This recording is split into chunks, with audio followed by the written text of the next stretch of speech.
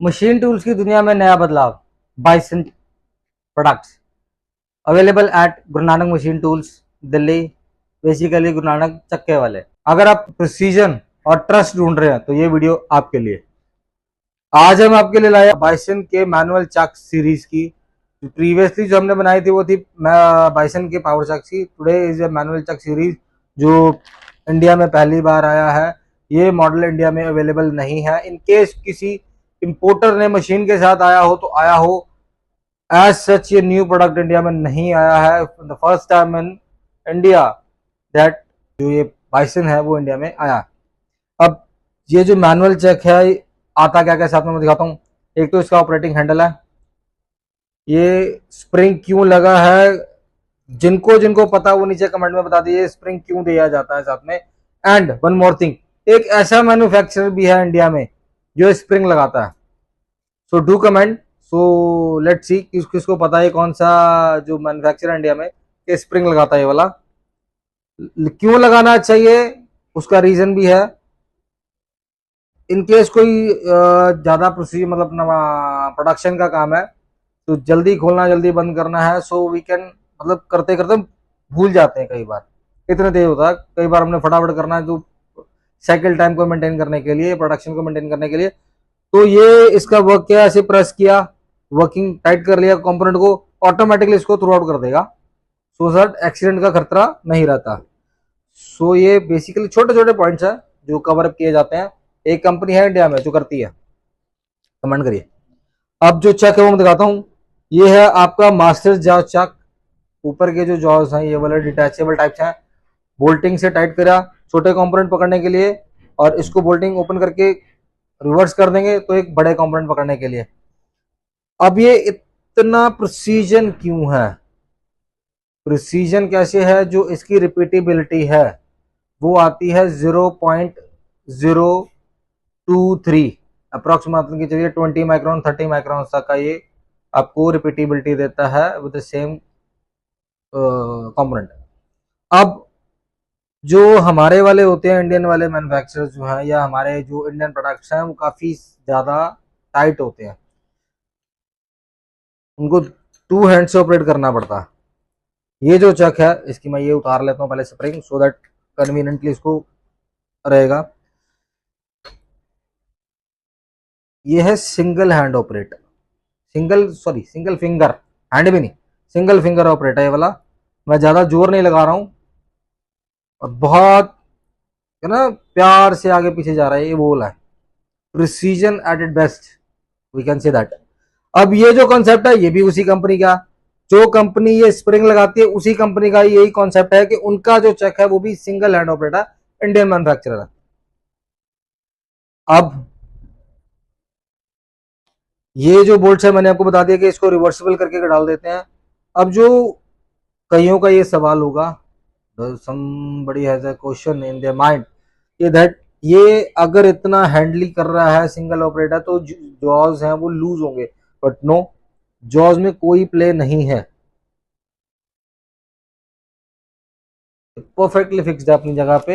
हाँ, इनकेस कोई minor play हो तो ओपन डायल से ही देखी जा सकती है, मैनुअली आपको नहीं नहीं पता लग रहा। अब दूसरा इसमें खासियत क्यों है वो है ये इसका माउंटिंग बैक। ये देखिए जी, ये है इसकी माउंटिंग। यस, ये है आपके D16 की बैक प्लेट के जो इनबिल्ट पिन्स है वो इनबिल्ट है चक के अंदर। अब इसका चक के अंदर है तो इट मीन्स ये क्यों बेनिफिट है, इसका जो रीजन है, जो हमारे जो दूसरे चक्स आते हैं उसमें चक प्लस बैक प्लेट तब जाके किसी मशीन पे इंस्टॉल होता है जो इम्पोर्टेड मशीन है या साउथ साइड के कुछ मैन्युफैक्चरर्स हैं वो D1 सीरीज की बैक प्लेट्स के साथ स्पिंडल के साथ मैन्युफैक्चरिंग कर रहे हैं चक मशीन्स को। तो उनको जो मेन प्रॉब्लम आती है वो आती है कि चक है, आगे फिर बैक प्लेट लगाएंगे, फिर पिन्स वगैरह लगाएंगे, तो जो ट्रैवलिंग है, जो वर्किंग एरिया है वो कम हो जाता है। जो ये वाला ना वर्किंग एरिया कम हो जाता है। अप्रॉक्स जो प्लेट आती है वो अराउंड 25 mm की आती है मिनिमम। तो 25 mm का जो वर्किंग लेंथ है 25 या 28 mm का जितना भी हुआ वो कम हो जाता है। इसमें वो चीज नहीं आती। एज इट इज इसको अपना केम लॉक से ओपन किया, डायरेक्ट इंस्टॉल किया और केम लॉक टाइट कर दिया। इसकी वीडियो मैं आपको दिखाता हूँ कैसे होता है।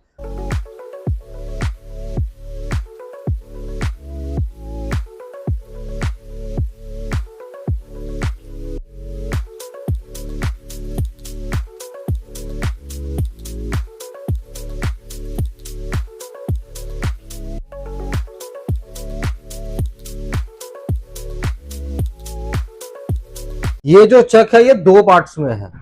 जो हमारे जितने भी चक्स आते हैं वो सिंगल पार्ट में आते हैं। बॉडी यहां से स्क्रॉल और पिनियंस वगैरह जाते हैं, ये टोटली डिफरेंट है। ये जो आप लाइन देख रहे हैं ये अलग अलग है, ये पार्ट अलग है, ये पार्ट अलग है।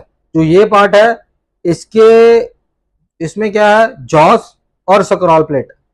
और जो ये पिनियन है जिसे हम ऑपरेटिंग बोलते हैं, जो ऑपरेटिंग व्हील है, वो हाफ अपर बॉडी में और हाफ लोअर बॉडी में है। अब प्रिसीजन चेक करिए।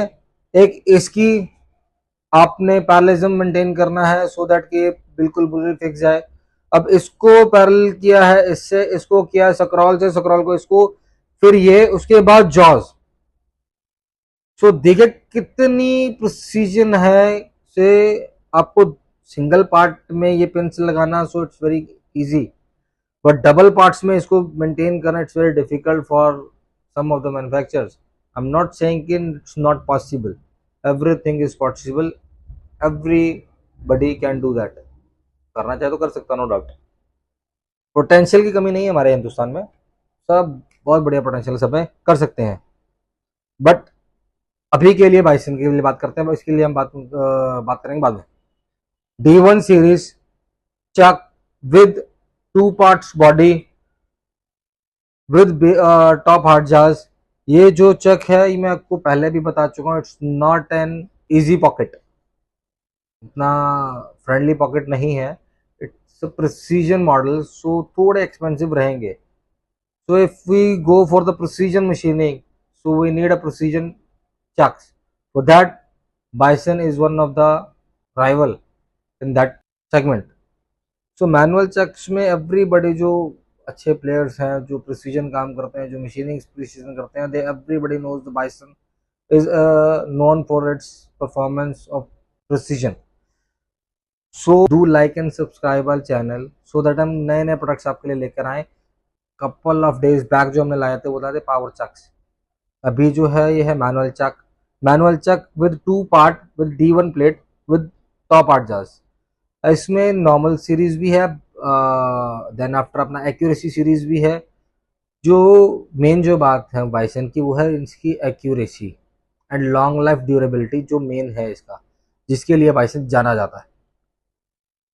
अब जिनको ये प्रोडक्ट चाहिए, do like and subscribe on channel. नीचे दिए गए नंबरों में हमें व्हाट्सएप डालिए और ईमेल आईडी जरूर डाल देना अपना और कंपनी का डिटेल, सो दैट हमें इन फ्यूचर उनके साथ डिस्कस करना कि व्हाट दे हैव बॉट, उनमें क्या अच्छा लगा, क्या बुरा लगा, नॉर्म्स प्रोनाउंस जो भी आते हैं वो सारी चीज़ें हम उसको कवर अप करते हैं देखने के लिए।